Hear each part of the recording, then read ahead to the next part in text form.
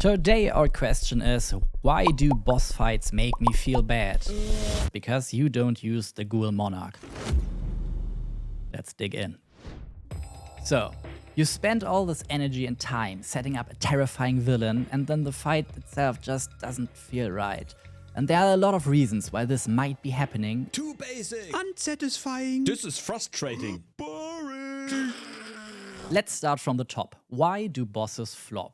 The biggest problem with boss fights is that they don't actually feel different from regular ones. Like, the numbers are bigger, more damage, more health, a breath weapon here and there, but that by itself does not make an interesting encounter, or a memorable one, or even a fun one. And even the usual ways of mitigating combat fun and intensity, like more minions, more interactions, that doesn't fully mitigate a lame boss fight. Players will recognize the patterns, the illusion breaks, the energy fades. And as a DM, you're then stuck trying to inject extra amounts of roleplay or narrative drama while juggling extra amounts of stat block. And that's exhausting in itself. So, let's make sure this will never happen again. A good boss needs to pull its weight. Every ability must uphold the narrative tension and the engaging gameplay. So let me show you what I mean. While the Ghoul Emperor has a lot of abilities centered around the must-haves, ordering around its ghoul subjects, feasting on flesh, ordering its ghoul subjects to go feast on flesh, there are 3 abilities that are built to guarantee atmosphere, engagement, and payoff.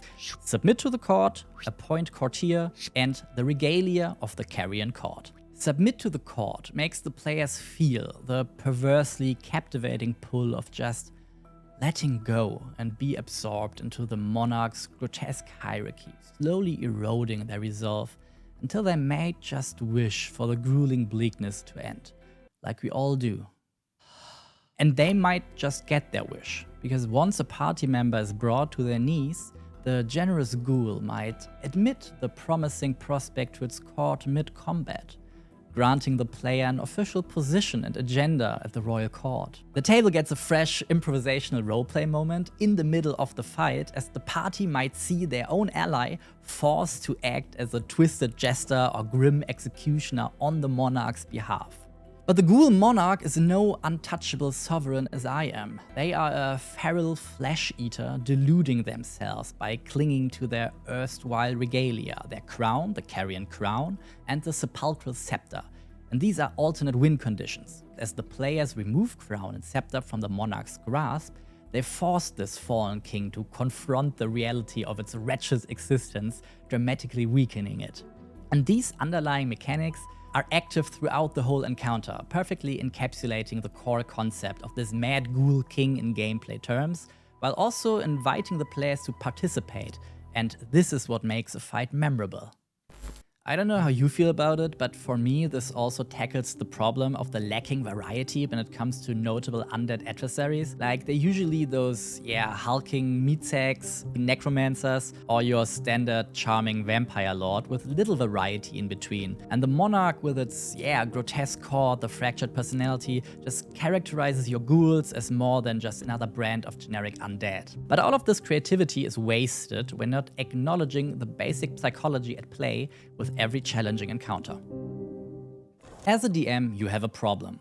You want a dramatic climax that unites story and combat, a challenge worthy of the setup, but players often walk away with something else. If the fight's too easy, they might get cocky and disengaged, and if it's too hard, they get frustrated and resort to snark or apathy. The tension you've worked so hard to build might fracture over time, maybe even collapse, with you then being forced to see a well-prepared encounter reduced to a half-assed exchange of blows. And the Monarch prevents this by inviting the players onto the stage instead of just the players serving as your audience. And what do I mean with this?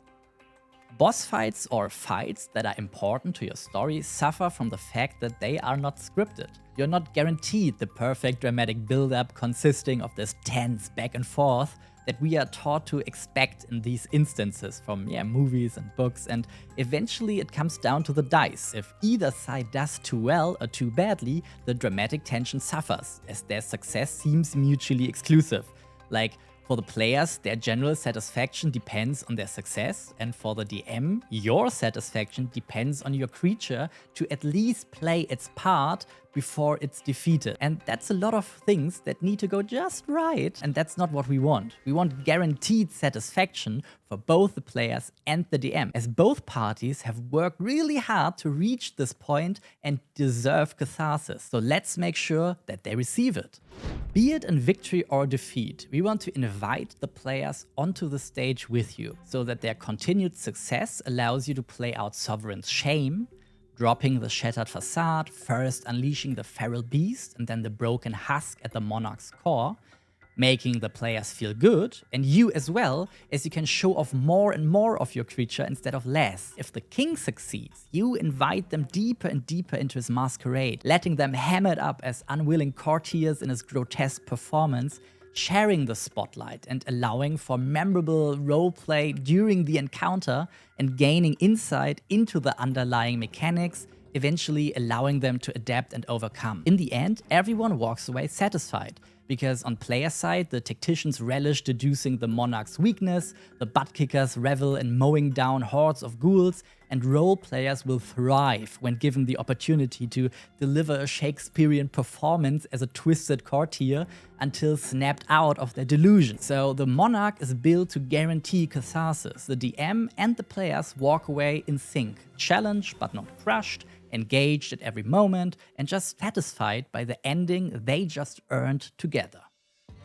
And that, for me as the designer, is the Beneos experience I want to go for. Read the stat block and you will immediately have ideas for your encounter. You will want to run it and you will get the experience you want from it. If the whole ghoul thing sounds like a lot to remember, let me instead remind you that, like all our creatures, the Monarch comes with a tactical guide, effectively guiding you through the encounter, ability by ability, action by bonus action. There is also, of course, the immersive integration, which is full of like foreshadowing hooks, narrative prompts, read aloud descriptions of its appearance, its actions, of its eventual demise, and it's all designed to save you hours of prep time and still letting you deliver a boss that really feels like the event it is supposed to be. So above all, the Ghoul Monarch is designed to enjoy the ride, be it as a patron of ghoulish games in our otherworldly arena, or as a hidden, long-forgotten secret boss lurking in the depths of Barovia. You'll have a blast bringing this mad sovereign and his crazed core to life. Your players will love the ride just as much as you. Let me know how you worked him into your own game. Don't forget to like, subscribe, and maybe even share if you want to help